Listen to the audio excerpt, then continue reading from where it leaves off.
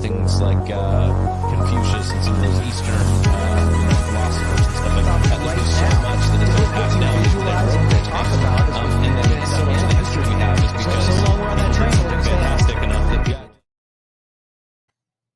Here we are. Welcome to another episode of the Joe and Doug Show. Joe is here. Joe is going on a date night tonight. Yes. If anybody is watching this, it means you're not at the date night if you're watching it live. But for those of you that are at the date night, what's happening at the date night? Because I know you're going to do more of them. So Deb and I, later on, like maybe 5 or 6 years into our marriage, we decided that we weren't dating often enough when you get in your regular life. So we started inventing once a week that we would go out and try to do something different, break away from that and pretend like we're, just wooing one another again. Yeah. It was an amazing investment in our relationship. Not just like going to Applebee's, but like doing something adventurous and fun, a little different. Yeah. And so we ran out of things to do pretty quickly. There just wasn't a lot of stuff that catered to, adults and married people to go out dating. So we invented the date night out. Nice. And we didn't really invent it, but we invented it. But so this business venture for you have people that pay in and they pay a rate and they get what for their money? So we usually go to a restaurant. Like, restaurants always have a couple days a week that are really tough to be open because there just isn't a lot of traffic. Like Saturday, Sunday, Friday, they're all pretty good for the restaurant. But like a Tuesday sucks. So we go to these restaurants and we say, give us your worst freaking day, and we're going to try to make something out of it, right? And so they pick Tuesday. They're not even open this day. It's not a competition with what they got going, but it gives their employees that are off today, give them something to do and another paycheck. And so they'll prepare the food. Some of them just open up the menu where you can order your own stuff. This one, they're setting it up almost like a banquet where they have a full menu of stuff and you go through the buffet line, you feed yourself. Their food is amazing. I've been to a wedding there. Oh, so good. Well, it was previous name. It was Beer and Keg before, and now it's Legends. Legends. Yeah. Yep. Yeah. So the food is so good. And the people are awesome. And I'm really going to hone in. Like business before was like anybody who would work with me. Now I'd like to work with better people, like people who are on the same ideological and philosophy and whatever. And it's just great having great people around me now. And then there's their entertainment as well. Yeah. So this is cool. We, when COVID hit, we took a lot of our friends that were really struggling in the entertainment field to make money. And we made a lot of friends by trying to help them get exposure and do their thing. And we met a lot of comedians and musicians. So we have a whole host of people who do theater, people who do comedy, and people who do music. And we're going to do all three of them throughout these date nights. And now you have a 12-year-old. He's awesome. And he is doing a Mitch Hedberg impression. Yeah. And has he practiced with you? You feel, you feel good? You feel like he's... We've rehearsed a bunch. Now, he's one of those kids that are like a 12-year-old, but an adult. That adult personality. And so, all I had to do was, train him up, do a bunch of rehearsals, give him the script and stuff like that. And he's nailing it, man. This is going to be so funny to watch a 12-year-old either arrive and do perfection or crash and burn. Just crash and burn. But we're planned either way. Yeah. Half of our rehearsal was that if he gets stuck, then I just like do my thing and then we turned it into the show. So if he crash and burns, it's part of the show. And if he doesn't, it's part of the show. All right. And then you have another comedian or magician? Another comedian. This guy, he's a local guy and he's a really hard worker. I mean, he's one of the things where comedy scene anywhere he shows up and supports and back whoever's sitting on that stage. So I have big appreciation for hustlers. Absolutely.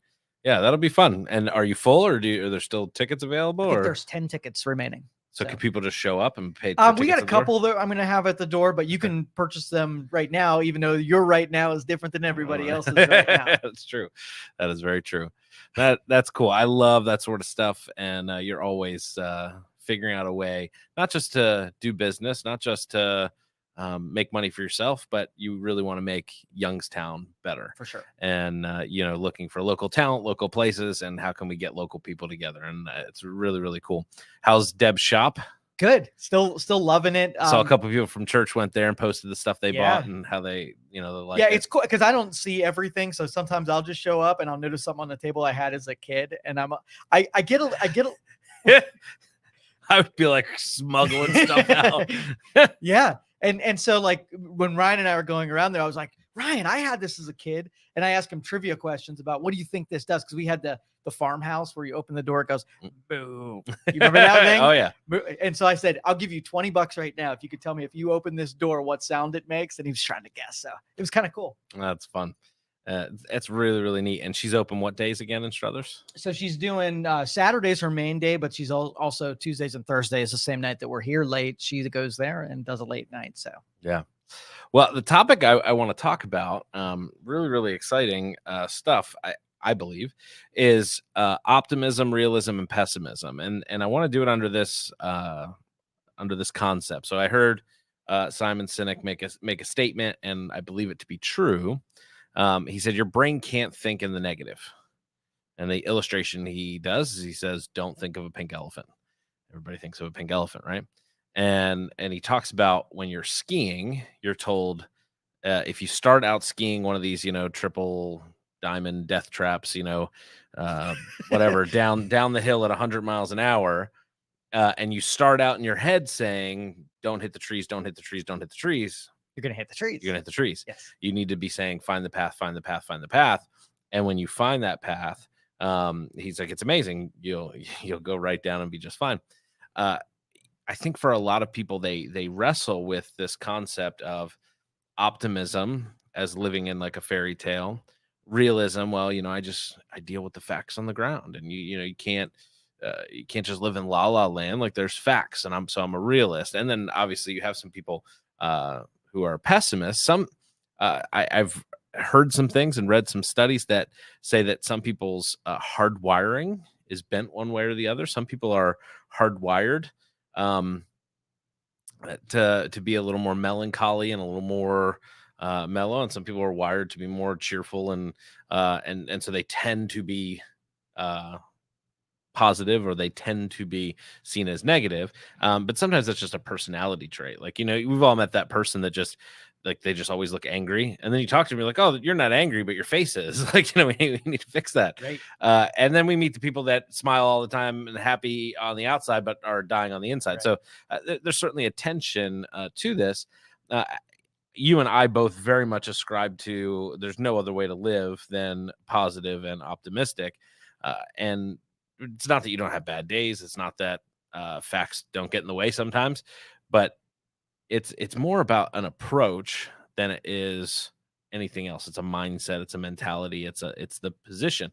It's not that the person who says, "I'm going to find the path, find the path, find the path," never hits a tree or a tree branch. Obviously, people do, but by and large, you're more likely to hit a tree with the other mentality. So, talk a little bit about optimism, realism, pessimism. How does Joe stay on the optimistic side of life? So it's almost impossible when you take out the two personality types to describe to someone who's optimistic what it means to be a pessimism. Yeah.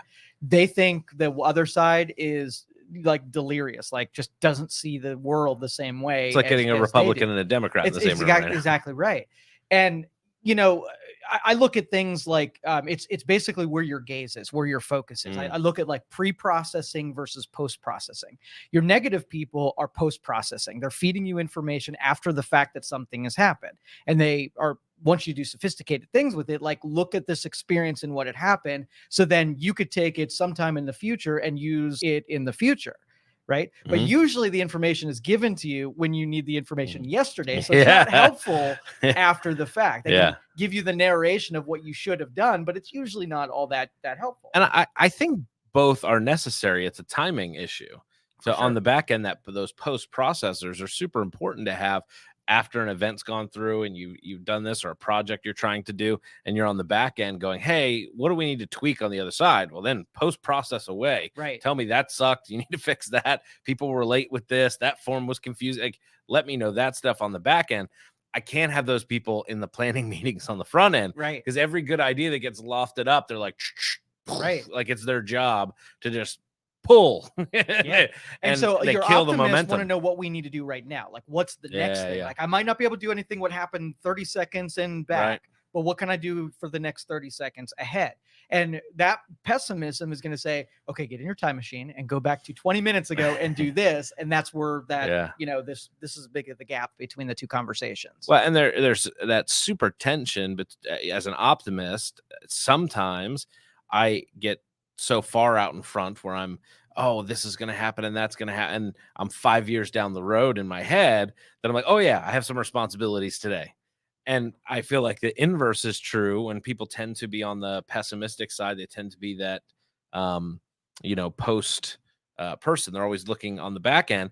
They tend to live in the past and they want to get in their time machine and go back 20 minutes and then they live there. Right. And they're like, well, if they would have done this, it would have been fixed. I don't know why we And didn't my do this. recommendation on both of them is the exact same thing. Okay. Okay. So if you have someone who's living in the past, the goal is to look 1 inch ahead of them, what they're going to do in the super right now moment. And I take the people who are too far out and I tell them to gaze a little bit further right in the center. So pay attention to the first inch in front of you and then keep expanding your gaze as you trust what you're doing. Because a lot of times, if you go off the reservation and looking too deep and you start sort of like neglecting the stuff that's right in front of you, you can't pay your bills for shit, but you can plan on an event you're going to have 6 years from now.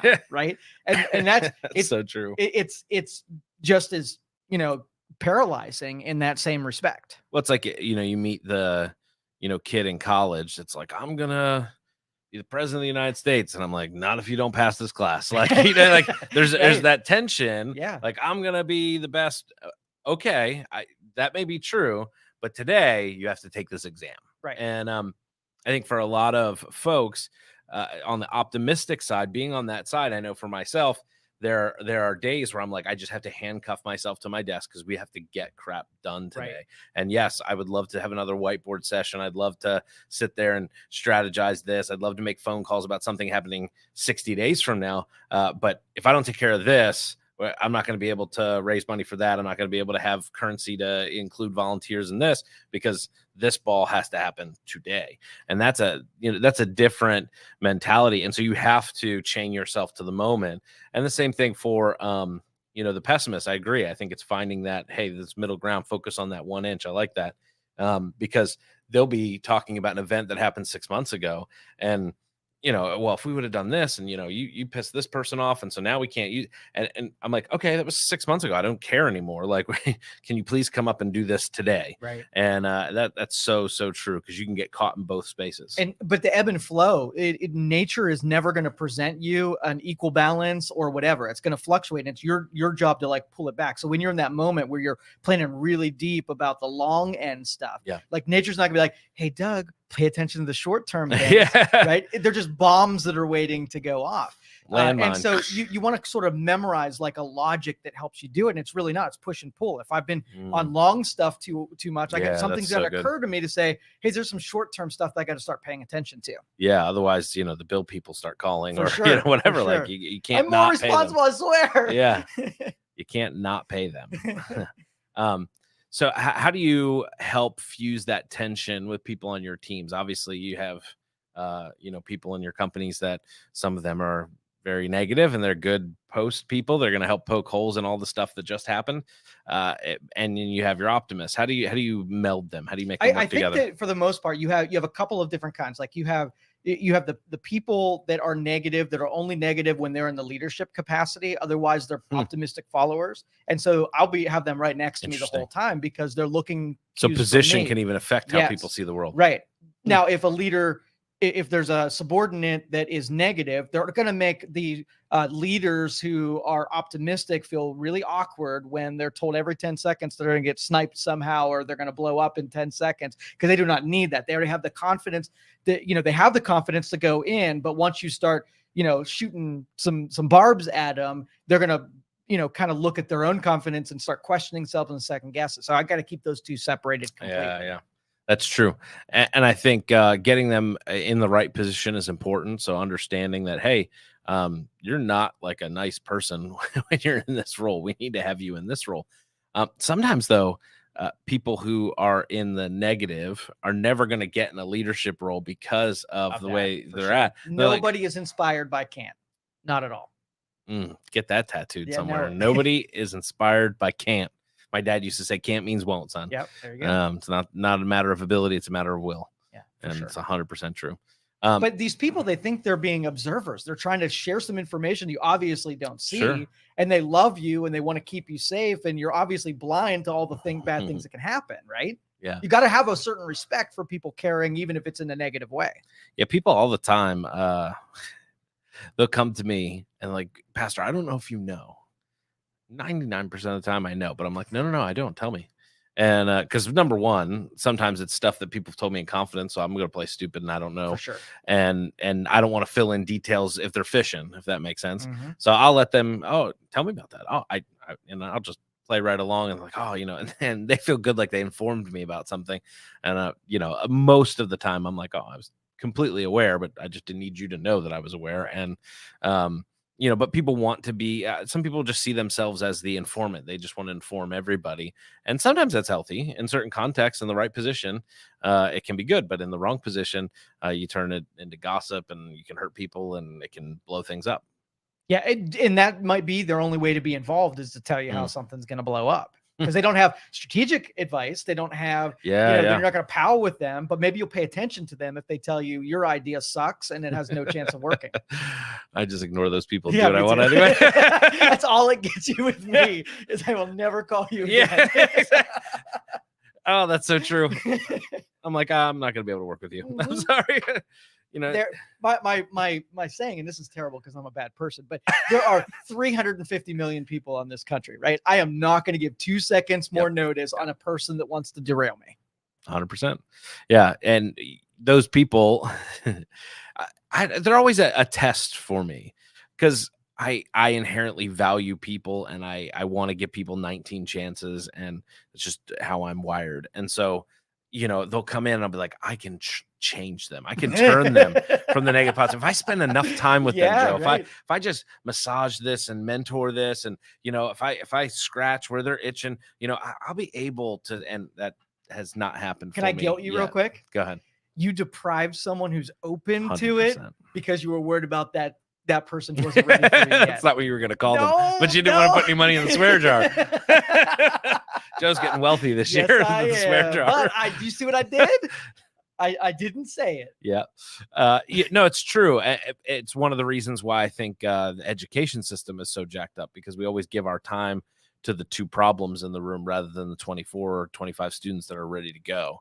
And, the extra time goes to the kids on the side that aren't paying attention, aren't doing that. And I understand it's for a myriad of reasons, that maybe they have a bad home life. I'm not degrading those two kids, but realistically, when you talk about in terms of financial investment or otherwise, you want to put your time, energy, money into what's ready to go. And so, just like you're saying, hey, when we look at that, you're pouring all this time into people that are taking it from you rather than investing in people that are ready to go.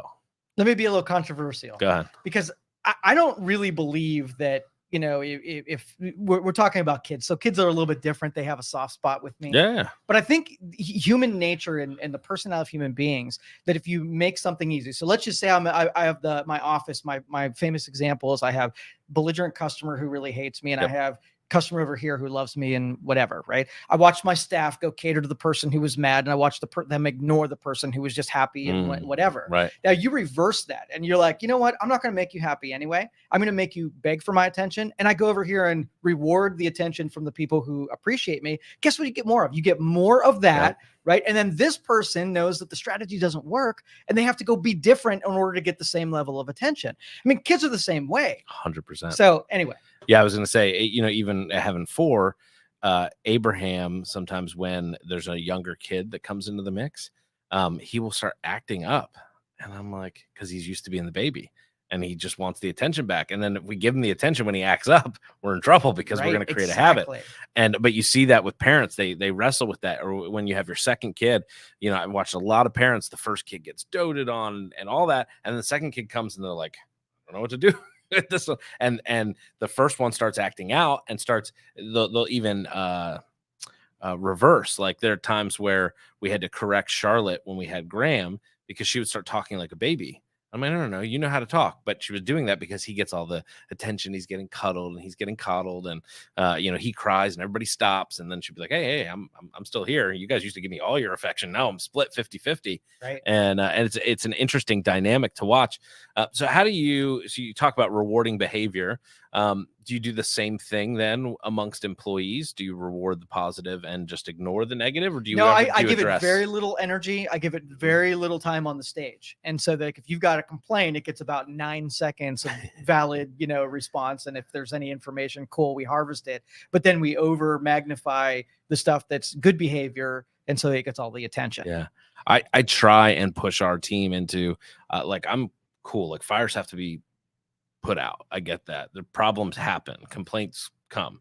Uh, but my thing is, I'm much more receptive when there is a complaint or a problem and you're going, and here's 3 ways to solve it. How would you Right. like me to solve it? Then I'm like, oh, bring it on. Bring it.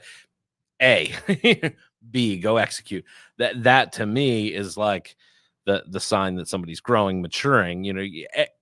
Just about everybody. I can walk around the church and point out all the problems. I Right. got a list in But my you know, phone. you and I are results based. So we actually have something that we're trying to Mm, accomplish. 90% of the people that we're leading want relevancy. They want to count mm, for something. And so it's a wow. perpetual game that's being played where if they get a sales thing, that doesn't do anything for them. But if Mhm, they can do something in front of you that has hmm, recognition attached to it or some positivity attached to it, that's the game they're playing. So you give them yeah, I mean, you've been part of a social media it's good. group, Yeah. right? You put something out and ask a question and you get people to dive on you for whatever reason. It's because of that negative attention. When they're a total jerk, people yell at them and say, "You're a jerk." And I don't care whether it's you're a jerk or you're awesome. People pay attention to Yeah, you yeah. Give me the click, give me the for dopamine. sure. Absolutely.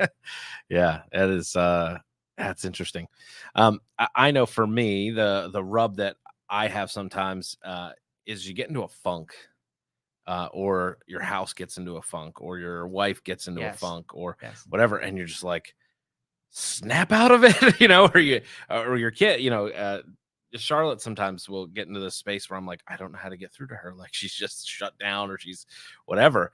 And I'll have bad days too. How does Joe snap out of a funk, or how do you help your house? Or sometimes it's tough. Like, you can't be like, hey, hon, to think on the positive side of life. You better shut up. I'll teach you the positive side of So life. don't do words. Yeah. What I do Okay.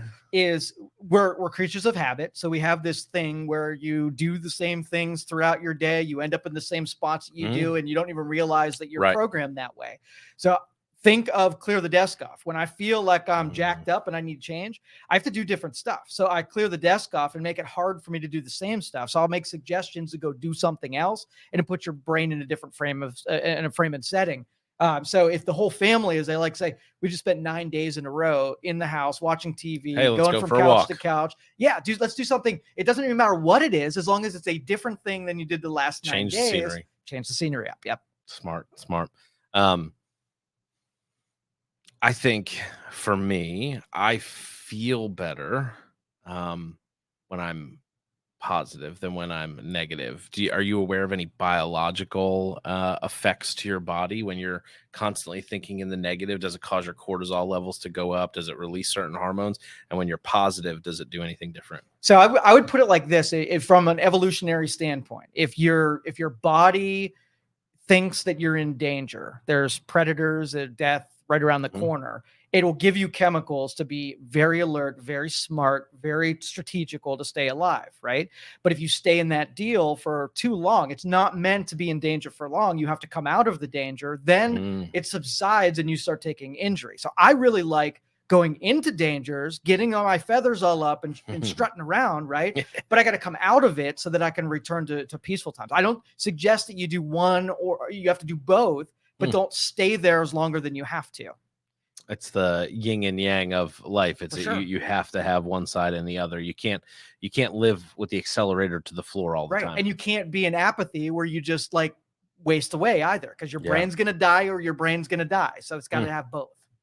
Interesting. So Joe Danier Yes. is saying Yes. that you need to have both optimism Yes. and pessimism. Yes. You need to program the pessimism so it's something, a lever of action, right? So if you throw something in you, Uh-huh. it's not meant to be some pregnant dot, dot, dot that makes you feel bad because then you're just going to stay there. Yeah. But it has to be if you lob something in, you have to be like, now, what do I want to do about that right now? How can I make whatever I just said better right now? So you've got instant problem, but instant solution. You don't throw something out there and just let it linger out there. Oh, yeah. Gotcha.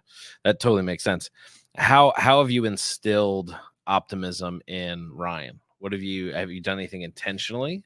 Just nagging. Like I really, the worst thing that you could do is use words. And that's Okay. all I've been able to do. I'm like, that word you used, I don't even know what that means. Can't? Huh? Speaking a different language? That's the only thing. But he realizes there's some words that I don't quite understand and he can't use in my house. And he just like picks different words. Yeah. Stupid, little bit effective. I got to have a better plan though. It would be interesting to, I mean, maybe we should do this at some point. Have Ryan and Charlotte or Graham or whoever on and just talk through a topic like this. Let's do it to see what they actually think. Make them do most of the talking, that's and what I'm we saying. just lob the questions. That would be sweet. We'd have to pre-record it because there may be some quiet parts where Right. we'll have to say, all right, we're gonna, I don't know if we can chop and edit or whatever. For but, sure. Yeah, just to help them through because having a microphone can be intimidating. And I want to hear like his opinion. I don't even want to really be here because I want him to say crap that he would say only when I'm not around. Yeah, that'd be neat. Yeah, because you do your best as a parent to give them the a positive outlook on life. But it's so interesting, as Charlotte's starting to creep now. She'll be 11 next fall. She's 10. She's starting to become even more her own person. Like she had opinions and thoughts as a kid, but now there's like things where I'll say it and she'll be like, "That's wrong," and I'm like, "Excuse me." Well, here's something neat. This was probably the biggest victory. Like we were really, really hardcore in the beginning about nutrition and sleep and what he watched and what he did, right? Controlling the whole thing. Yeah. And we started getting with family members that would not follow those guidelines. It would irritate me because I was so those precise and everybody wasn't precise. Yeah. And I thought either I'm going to have to change everybody, Uh-huh. right? Or I just keep modeling, right? I just do my thing. And when he's away, he can create some contrast in his own and come to his own conclusions. Yeah. And so I stuck to that. I didn't mock what he got over here. Okay. I just continued to explain and model what I had here. And a lot of those changes, it took years for him to remove some of the stuff he learned elsewhere to come back to the why of why we do it over here. Because here was stupidity, right? I still judge on like over here. It was This just is poison, Ryan. Poison. Sugar. I can hear you. Oh, it's great. Well, I think, when you look at that and you talk about training, it reminds me of a Bible verse, Joe. Yes, it does. In the book of Proverbs, it says, train up your child in the way they should go. And when they're old, they won't depart from it. And a lot of people look at that verse in an interesting way. They think like, well, if I teach them all the right things and I control everything and all of that when they're old, they're going to continue doing that sort of stuff. And realistically, what you just talked about is, hey, I'm going to show him, I'm going to demonstrate, because more's caught than taught in the home. Like I can say stuff to Charlotte, but she watches me pray. Like I can say like, hey, this is really important, but she watches what time I get up. She watches how I interact. I can say, hey, you know what? It's really important to forgive. But if I don't ever model that with my kids and say, hey, you know what? Daddy was having a bad day. I know I was grumpy when I came in. I'm really sorry for talking to you guys that way. And they're all, I've done that probably hundreds of times. You look at that and you go, hey, I'm tweaking, I'm getting better. And you watch them respond to that and go, all right, we're supposed to be in this relationship where, yeah, dad had a bad day. All right. And he apologized, and it makes them apologizing easier. And you watch them do it quick. And I'm like, oh, because you're modeling it. If you start demanding it, yeah, sure, fine, I'm sorry. And you get the half-hearted kind of attempt at those things. But I think the same thing would probably be true with that outlook, the positivity, all of that is you demonstrate and you give parameters and you show them how to do things and you do experiments. Hey, we're going to try this and see how they respond. But yeah, when they get older, what you find for a lot of kids is they didn't get what dad taught them. They got what dad modeled for them. Correct. They didn't get what mom told them. You can't do that anymore. They got, well, yeah, but you shouldn't do this. And then they watch mom do all these unhealthy things, and then we shouldn't be surprised that all these unhealthy things follow. And it's true almost across the board. It's why a child of an alcoholic tends to have a bent towards that. It's why a child who's raised in an abusive home tends to be an abuser themselves. And you can follow that model. It's not true for everybody, but in general, what's modeled in that space, what's been trained in the child when they're old, that's what they do. Yeah. And bringing up Simon Sinek, one of the first deals that I learned from him was like a positional authority versus a persuasive authority. Oh, yeah. And so like as a parent, that's like embodied with that. You can tell your kid not to do it, but if they see you doing it every chance you get, your words meant nothing and you will not have a long-term deal. It's true in the office. For sure. Yeah, John Maxwell teaches the 5 tiers of leadership, and it's positional, relational. I'm going to mess this up now that I started going up the It's tiers. all good. Productivity, and at each tier you gain a certain level of influence. But those first three are where most of the people live, and so you get hired as the new boss of Sheets.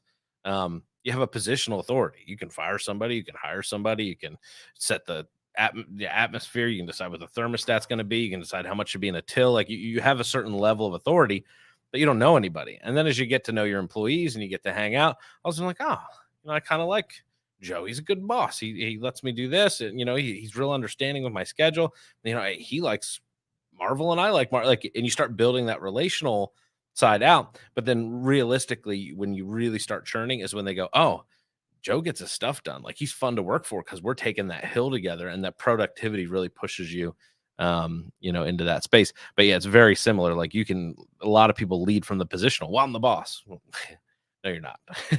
I know you have the title, but you ain't the boss. Yeah, I say to people all the time, if you have to go around, a lion never has to tell anybody it's a lion. If you have to go around telling everybody you're the leader, I promise you're not. Right. So it's all about persuasion, influence, etc.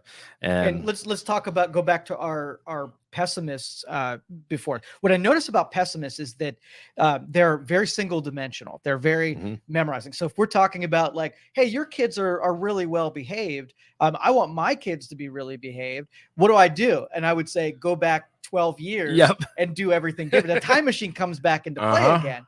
Now, what do I do today? Like, what can you start doing today? Well, it would be tough because you're at this. By the time you're asking me as a pessimist what to do, you're kind of already in a losing proposition. You're going to argue with me that it can't be done, and I'm going to almost want to agree with you that you should have done it way sooner than right now. Well, it's like, when you think about child development, what you're talking about there is there's certain nutrients that you need at certain levels as an infant so that your bones are strong. And if you don't get that before you're 2, I can't give you more calcium at 20 and be like, oh, the bones are now strong. Right. No, you needed it too. It was important for that development and that foundational block. And in the same way, with kids, you can put it in, but if you're 14, 15, I love parents, but when I was a youth pastor, they would come to me and be like, Pastor, fix my kid. I'm like, oh, it's too late. Right. Like, I don't like it, you've had 14 years of training with them. They are what you have taught them to be. Right. I get them for an hour a week if they're here every week. And you want me to do what? So you get to 65. You have a buddy that saved for nothing for retirement. You're about to retire and you pensioned and you invested and whatever. That dude walks up to you and says, hey, I see what you got going. You don't have to work anymore. Right? Can you show me how to do that? Right? Like there's no magic pill. Right. This is a question or a conversation we need to have 20 years ago. Now, what would I tell him? I would say, well, plan on living longer because you're going to need to work longer. Better get your brain cryogenically frozen or hit the lottery, one or the other. Yeah. And it's true. All of these things are, and we've said it in so many shows, whether we're talking about leadership, faith, it's not the Hail Mary pass. It's the 1-yard run that makes the difference. And in your life, you're stringing together these series of moments, these 1-yard runs. And so, you watch somebody and go, oh, we get people all the time. Our kids are awesome. They're very good kids. And I know they get talked about from the platform, on the podcast, everywhere, but they're really, really good kids. And my wife has been a rock star, and she has been home with Charlotte, Graham, Benjamin, and Abraham since the word go for 10 years. She's, raised the kids. And I've worked and I've been there as a dad and been in that, but she's doing 75, 80% of that work. Right. And it's awesome the way that she's done, the schedule she's kept. But we get people all the time that'll see, our kids, and they're starting out having family. They said, what did you guys do? And then we tell them, and nobody wants to do it. No. And I'm like, listen, I don't care what you do, just be consistent. I was like, the consistency and having some form, kids respond really well to schedules and boundaries and all of that. And most parents don't do that. They just, well, I just want to get through this and I just want to get through that. And that's fine. You just get through life, and then they don't have any. Yeah. If you forego all of those steps, you can't have the end product that the rest of us invest in. But it's true when you go to the gym. Consistency. If you show up and walk a mile every day consistently for 365 days, you're going to do better than the person that shows up, tries to do a 4-hour workout, twice a year and, makes a donation the rest of the time. It's just true. The same thing's true. I'm down 20 pounds, Joe, which I'm really Nice. excited about. Well done. I'm going, I have a physical next Friday. And so I want to stay in the spot, and I want to see where everything's at. I'm feeling good about it. But it's just been consistency. It's bottom line. Like, it hasn't been, I didn't just eat lettuce. like it's just been, hey, I'm going to work this plan, and I'm just going to be consistent.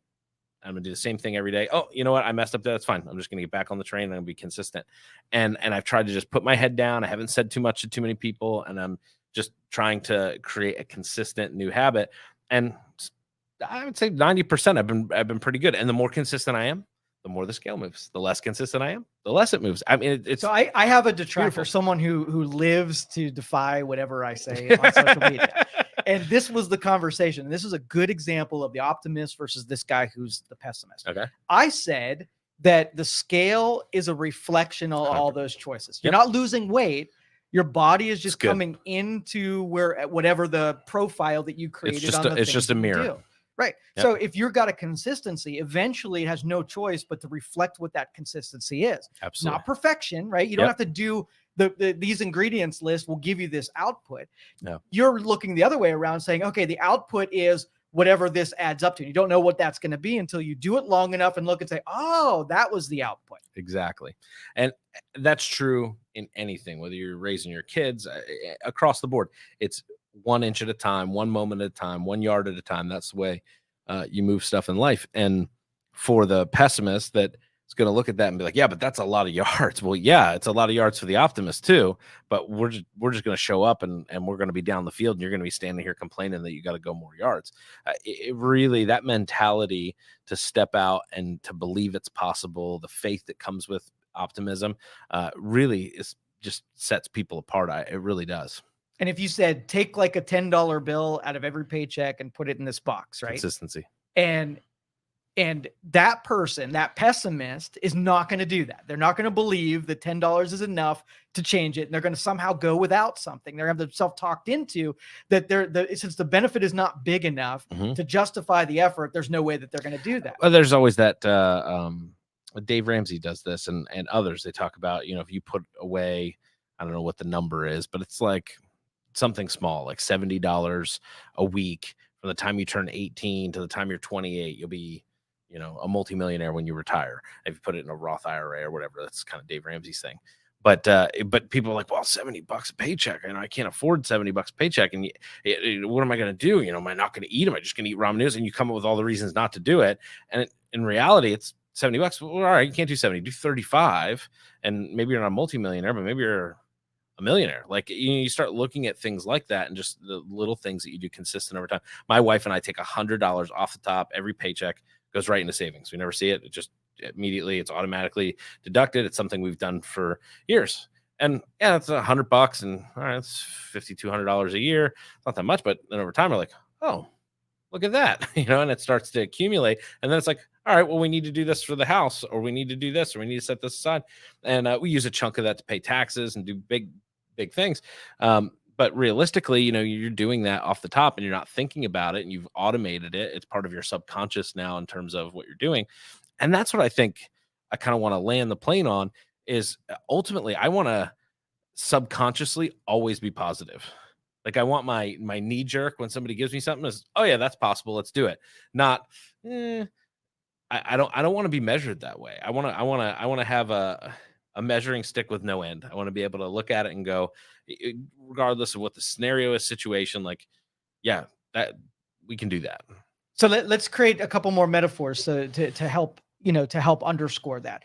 You have to believe that there isn't limitation, because a lot of pessimists think that if they don't eat it, someone's going to come along. So we craft these consumers where you create a resource and you eat a resource. Saving means that somebody's just going to steal it in the future, or you're going to lose it, or fire's going to happen. You're not going to have it. So if I don't eat right now, it's going away. So I had this thought experiment. I really wanted to do it with Ryan, but I didn't. And I guess it's not too late, but I figure if you had a baby and, you put some money away for birthdays and Christmases and you give them a little bit and you taught them, like, this was a rule of the world that you are allowed to spend money that's of interest, you're not allowed to ever spend the principal. So if you go to a job, you're just putting it in the bank, and whenever the interest spills over on the end of at the end of the month or the quarter of the year, that's your consumption stuff. Mm. Right. It would be really cool to see when the tipping point happens where, $4 or $5 when you're 10 years old isn't enough. But what if you got into your 30s and then you were just spending off of the interest, and you were able to accumulate a nest egg early on in life instead of waiting way end of life? So Graham just had his birthday. Yes. And he got about $100 in Target gift cards and cash and assortment of things. And he was super pumped. And I said, great. And Grandma, my mom, was like, hey, I'm going to buy him new sneakers. Great. Called her, got her budget. And he and I were looking at sneakers on my phone. And the sneakers he was looking at, I'm like, those ain't in Grandma's budget. And I was like, Grandma's budget wasn't bad. Don't get me wrong. But some of the sneakers he was looking at, I'm like, I don't think I'd spend that much money on sneakers for myself like that. And I've spent some money on sneakers. And so, I said to him, I said, here's the deal. You have I think he had like 30 some dollars in cash, and he had already set some aside to give because we teach him to do that. And I said, now you can save some of this money if you want, or you can spend it at Target with your gift cards, or if you want a shoe that's going to be more money than what Grandmom's willing to give you for shoes, and you want a shoe that's more, you're going to have to contribute some of your own money. And I watched him in the shoe store, he's doing the math in his head, and I watch him looking, and the shoes he really wanted, I thank God they didn't come in his size. So it saved him a little bit because he was going to try them on, but he would need another $30 to pull it off. And it would have been the most expensive pair of shoes he ever had. It would have been over $100 for a pair of shoes. And he was very excited. But they didn't have his size, and he goes, that's okay. He's like, now I have this money for other stuff. And we were trying to, and then walking around Target. So he ended up picking a pair of shoes in Grandma's budget, which he was very excited about. But then walking around Target, I kept going, we don't have to spend all of this today. Like, we can, if there's something you really want, we can go find that, and we can get it, and we can come back. And he went on a spending spree, and we're sitting there like, I want to help him, but you know what? He's got to learn. And so we had to hang back and had to let him do his thing. And he did the math good, didn't overspend. He spent his entire everything, and he got some cool stuff. He got some stuff that he bought a couple shirts that he wanted and needed. So it wasn't like all bad purchase. It wasn't like he bought like, $100 in bubble gum or something like that. But he was pretty excited to do that. And it was birthday stuff. But, we've been thinking about that for Charlotte. Like, do we get her a bank account? Do we start, teaching her some of these principles? Not just from a financial standpoint, because it's really a life standpoint. Like, if you spend everything you have, if I spend all my energy, if I spend all my emotion, and I'm not putting some in the reserves, I'm not creating margin, I'm overextending myself, I'm going to be in debt. My body's going to let me know you didn't get enough sleep. You're in debt. That is a symptom of consumption. Exactly. You just have debt. You have fat store debt. You have financial debt. You have relationship baggage. All of that is stuff that can be shed, right? If you stop accumulating it. But most of the time, even you have to work from a deficit. It's exactly the reason I'm losing weight is I'm working at a calorie deficit. But if I start with a 1-year-old has no deficit, they can live off of the interest because we haven't dealt them an adversity to overcome that yet. But it would be a hard sell because why am I doing this? There's no adversity. Yeah. Adversity is a great teacher. It is too. It is. Well, we hope that you enjoyed this show and optimistically are ready for whatever comes your way. Think positively. It's going to be good. And hopefully we'll be here Thursday. Joe's got some TEDx stuff that he's preparing for here in Youngstown. TEDx Youngstown coming this weekend. It's going to be fun. And so if we're not here Thursday, we'll see you back here next Tuesday. Thank you for listening to this show on Youngstown Studio. If you like our programming, we invite you to subscribe to our YouTube channel, follow our Facebook page, or subscribe to your favorite podcast platform like iTunes or Spotify. This is original Youngstown content, and we would